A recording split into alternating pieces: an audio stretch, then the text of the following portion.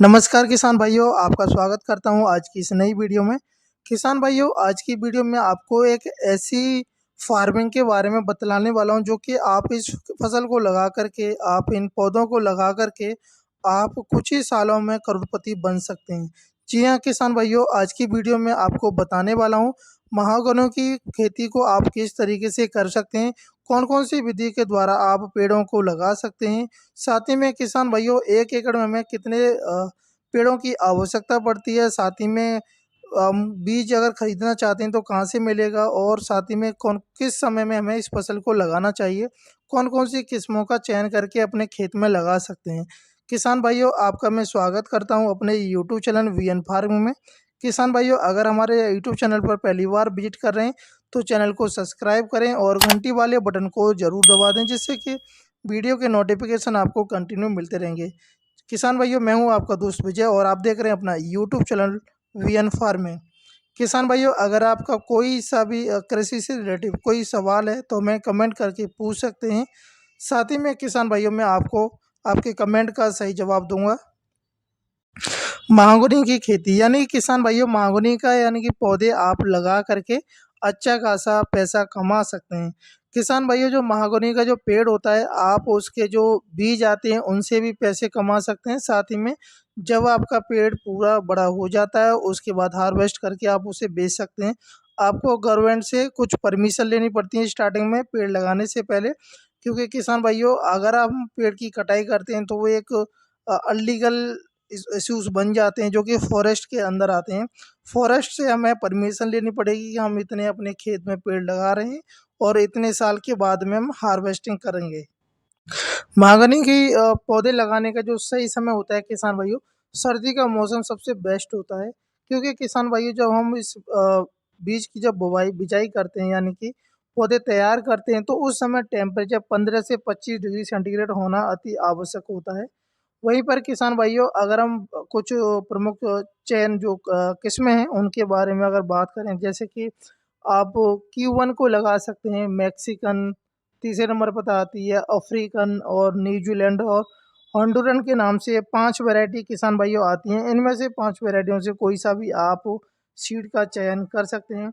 अब बात करते हैं किसान भाइयों, अगर हम इन सीडों को कहाँ से खरीद सकते हैं, कैसे मिलेगा? किसान भाइयों, एक तो आप मार्केट से खरीद सकते हैं, जहाँ पर आपका कृषि जो केंद्र होते हैं वहाँ से आप खरीद सकते हैं, या फिर एक जो आपके नज़दीकी जो कृषि विश्वविद्यालय होते हैं वहाँ से खरीद सकते हैं, या फिर आप एक ऑनलाइन पोर्टल है जो कि अमेज़न के नाम से है, उससे आप परचेज कर सकते हैं। साथ ही में किसान भाइयों, और इस वैरायटी की बात करें, जो मैंने आपको 5 वैरायटी बताई हैं, जो पौधे की जो हाइट होती है 50 से 150 फीट की ऊंचाई हो जाती है। किसान भाइयों, सबसे पहले हमें अपने सीडों से नर्सरी को तैयार कर लेना है। पॉली जो ट्रे आती हैं प्लास्टिक की, उनका आप प्रयोग कर सकते हैं। वहीं पर आप कंपोजिट खाद ले सकते हैं, साथ ही में आप सीड को एक एक सीड डाल करके कवर कर दें।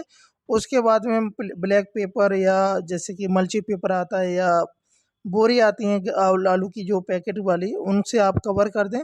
तो यानी कि 10 से 15 दिन तक आप उन्हें कवर करके रख दें और हल्की सी उस पे स्प्रे पानी की करते रहें, जिससे कि नमी होने के कारण जल्दी से सीड अंकुर होकर के पौधे के रूप में बन जाता है।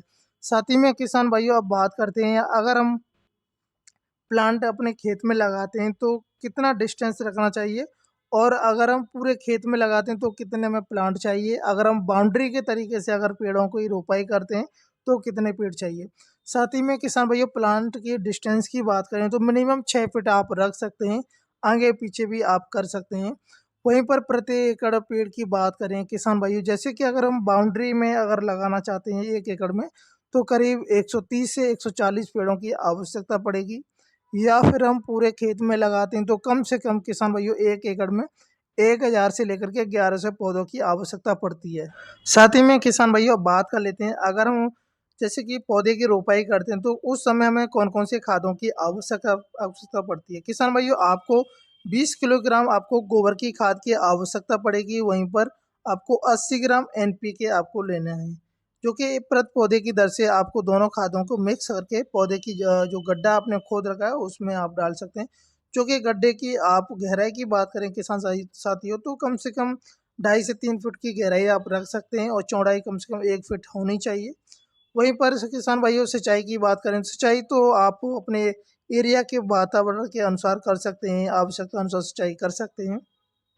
मांगुनी की आप हार्वेस्टिंग कब और कैसे कर सकते हैं किसान भाइयों? अगर हम नॉर्मल तरीके से जैसे 10 से 12 साल के अंतराल में अगर हम हार्वेस्टिंग करते हैं तो किसान भाइयों जो हमारा पौधा होता है वो काफ़ी मोटा नहीं हो पाता है, जिससे हमारा जो पौधे का जो मंडी में जो रेट मिलता है करीब 20 से 30 हज़ार रुपये का आपका एक पेड़ बिक जाएगा। अगर वहीं पर जैसे कि अगर हम कम से कम 15 से 20 साल की बात करते हैं तो कम से कम आपका पौधा 40 से 50 हज़ार रुपये का आपका एक पौधा बिक जा साथ ही में किसान भाइयों अगर हम पौधे से जो बीज आता है अगर उसको बेचते हैं तो 3 साल के बाद में बीज आना शुरू हो जाता है, तो एक पेड़ से 8 से 10 किलोग्राम बीज निकल आता है। उसकी रेट की बात करें तो आप 1,000 रुपये प्रति केजी के अकॉर्डिंग आप बेच सकते हैं। तो लकड़ी से भी आपको प्रॉफ़िट होगा, साथ में बीज से भी आपको प्रॉफ़िट अच्छा खासा हो जाता है। अगर हम लागत की बात करें किसान भाइयों, अगर बाउंड्री के रूप में लागत की बात करें तो 2.5 से 3 लाख रुपए का खर्चा आ जाता है। या फिर पूरे खेत में अगर हम लगाना चाहते हैं तो किसान भाइयों प्रॉफ़िट और खर्चे की बात करें तो प्रॉफ़िट हमें कम से कम पूरे खेत में 50 से 60 लाख रुपए का प्रॉफ़िट हो जाता है।